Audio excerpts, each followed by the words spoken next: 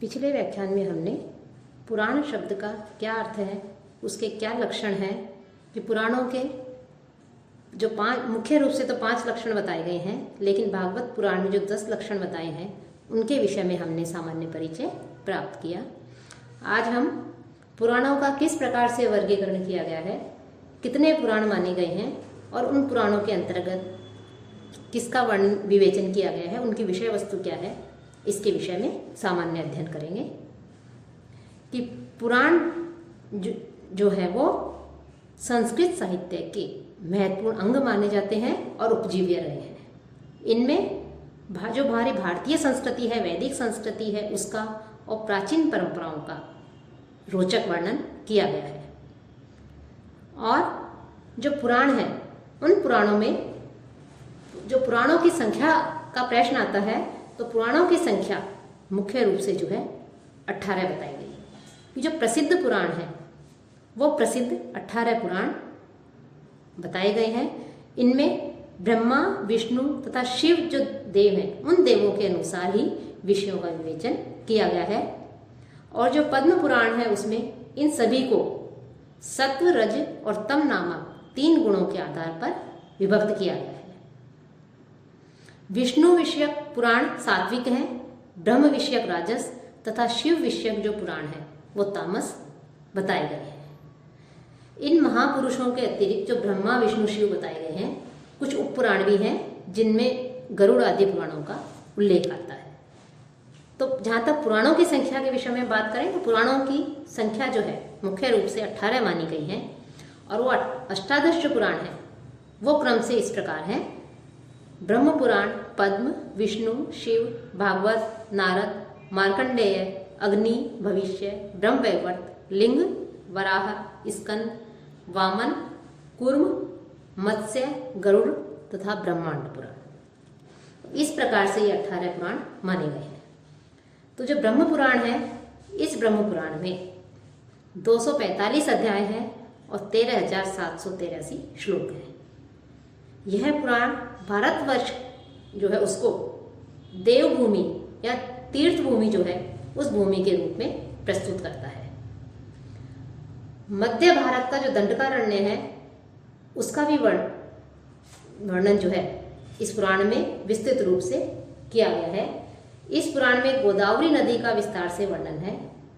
साथ ही इस पुराण में उड़ीसा का भी वर्णन किया गया है कि ब्रह्म पुराण की रचना में उड़ीसा या जो उत्कल भूमि है उसका आकर्षण जो है वो शीर्ष जो मुख्य जो स्थान है वो रखता है। तो इस जहाँ तक विषय वस्तु की बात है, तो ये जो ब्रह्म पुराण है, इस पुराण में तीर्थों का महात्म्य जो है वो विस्तार से वर्णित किया हुआ है। इसमें जगन्नाथ श्री कृष्ण के बड़े भाई जो बलराम है या संकर्षण भी उन्हें कहते हैं, उनकी बहन सुभद्रा की भी चर्चा मिलती है। इस पुराण में अनेक पुराणों के श्लोक जो हैं उनको भी सम्मिलित किया गया है। इसलिए कुछ विद्वान इस पुराण का जो अधिकांश भाग है उसको प्रक्षिप्त भी मानते हैं कि बाद में कुछ अंश इसमें बाद में जोड़ा गया है। और इस पुराण का रचनाकाल 13वीं शताब्दी तक माना जाता है।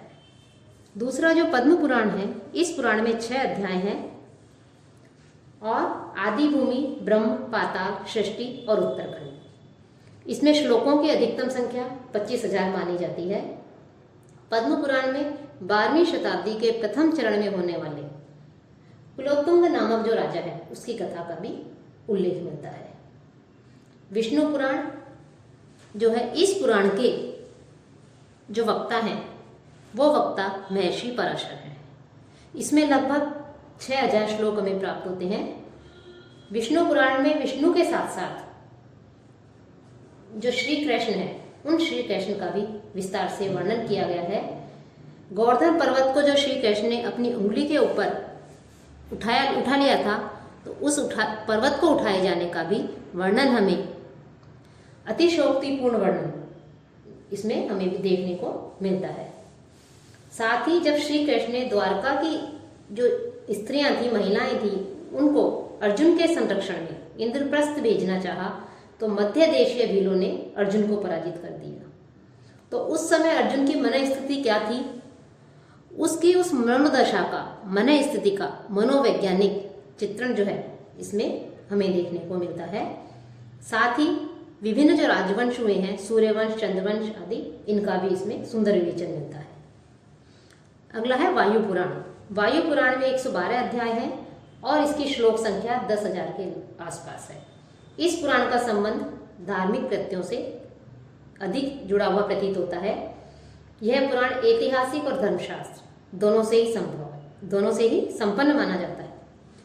इस पुराण में भी अवतारवाद की भावना का रूप हमें दिखाई देता है।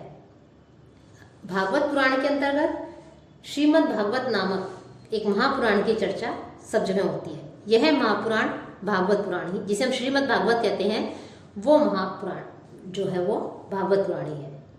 इस पुराण में 12 स्कंद हैं और 18,000 श्लोक हमें प्राप्त होते हैं। इसमें देवकी के पुत्र स्कंदगुप्त की भी चर्चा हुई है। अतः इसका जो अंतिम स्कंद है वो 5वीं शताब्दी में रचित माना जाता है।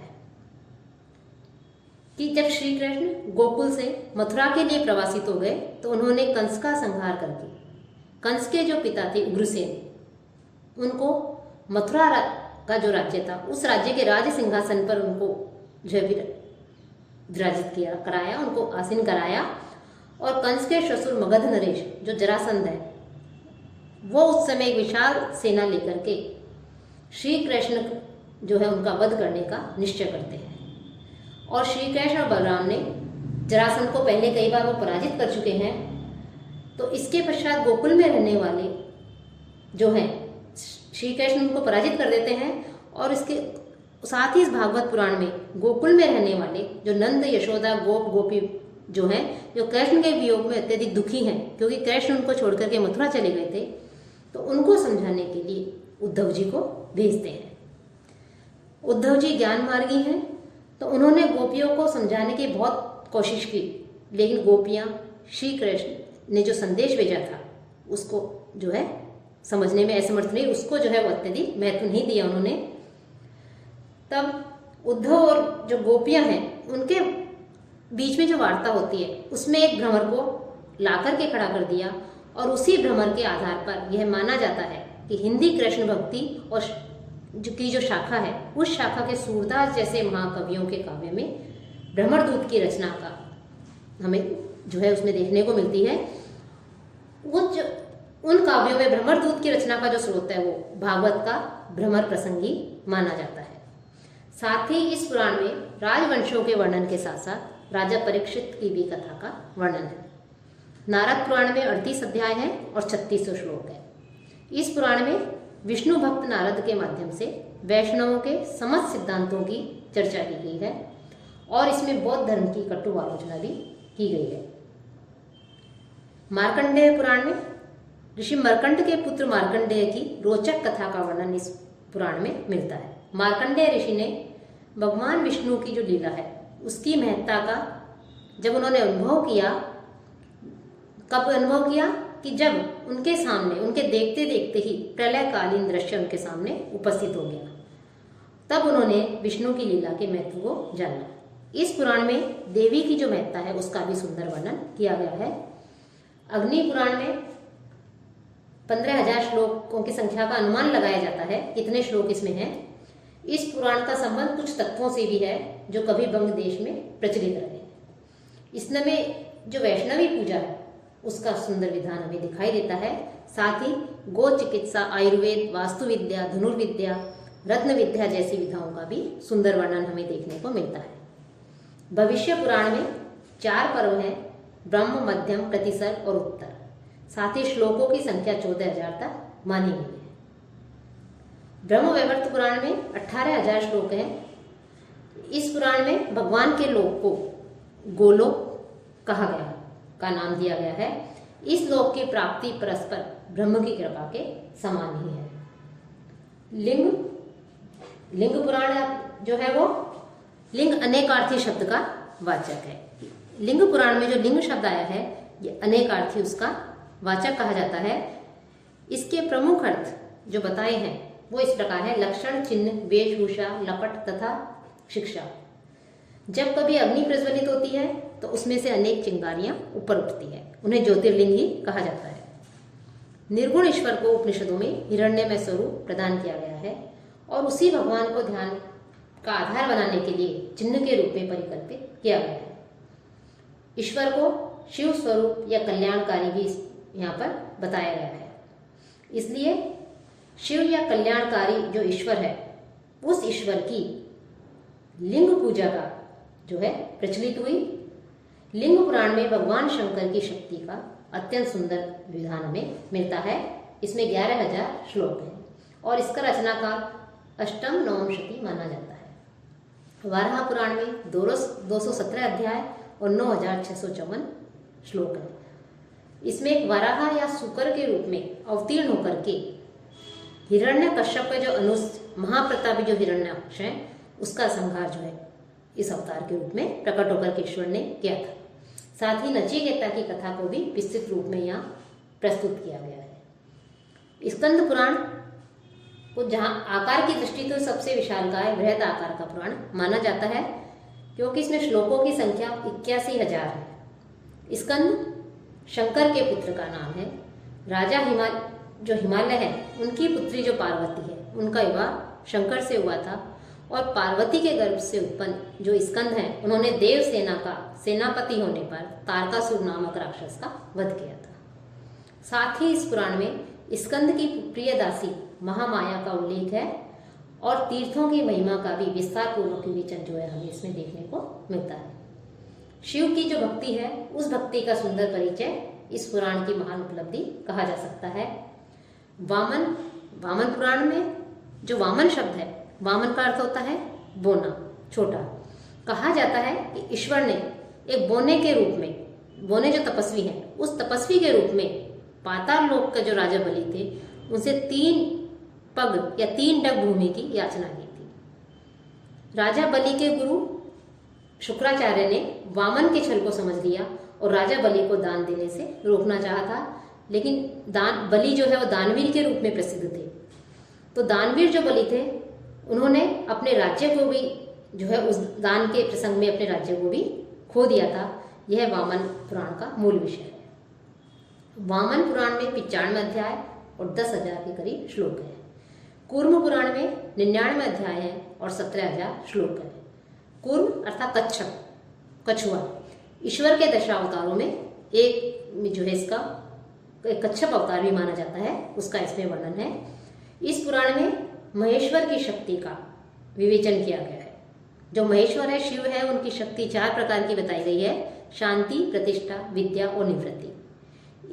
ये जो शक्ति चतुष्टय है, इसी चतुष्टय को चतुर्व्यूह के नाम से भी जाना जाता है। साथ ही वैष्णवी जो तत्व हैं, उन तत्वों का भी कूर्म जो पुराण में उसमें जो है समावेश है। मत्स्य पुराण में 14,000 श्लोक हैं। इसमें ईश्वर के मत्स्य अवतार का वर्णन किया गया है। मत्स्य का अर्थ है मछली। इस पुराण में प्रलयकालीन जो दृश्य है, उनको सजीव रूप में चित्रित किया गया है।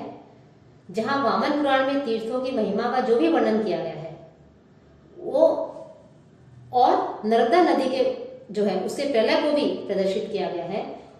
तो इस पुराण में जो नर्मदा नदी है, उस नर्मदा नदी का भी वर्णन है। उसका पार्श्ववर्ती प्रदेश जो है, नर्मदा नदी का जो पार्श्ववर्ती जो प्रदेश है, वो इस पुराण का रचना क्षेत्र माना जाता है।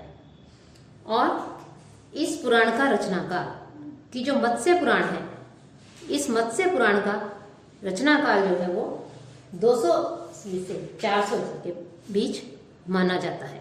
इसके बीच में जो है इसकी रचना हुई होगी। इस पुराण में दक्षिण भारत के अनेक स्थानों का वर्णन तथा आंध्र राजाओं की वंशावली का चित्रण भी हमें देखने को मिलता है। ब्रह्मांड पुराण जो है, यह ब्रह्मांड पुराण 18वां पुराण है कि जो पुराणों की संख्या में 18 पुराण मुख्य माने गए हैं, तो यह 18वां पुराण माना जाता है। इस पुराण में 4 विभाग हैं और 12,000 श्लोक हैं।